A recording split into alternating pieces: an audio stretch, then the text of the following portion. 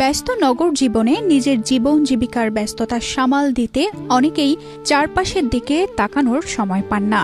তবে নারায়ণগঞ্জের সিদ্ধিরগঞ্জে এক চাকরিজীবী প্রতিদিন অফিস শেষ করে নিজের অর্থ খরচ করে শতাধিক বেওয়ারিশ কুকুরকে খাবার খাইয়ে মানবিকতার এক অনন্য দৃষ্টান্ত স্থাপন করেছেন।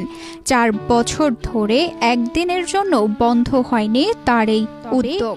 এটা করতে গিয়ে তার সহ্য করতে হয়েছে নানা রকম অপমান।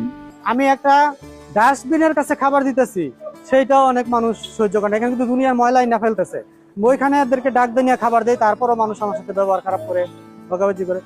অসংখ্য মানুষ ব্যবহার খারাপ করছে, কিন্তু আমি সেগুলির যদি গুরুত্ব দিতাম তাহলে এই কাজটা আমি অনেক আগে বাদ দিয়ে দিতাম। যে কোনো কারণেই হোক আমার জন্য অপেক্ষা করে খাবারের জন্য।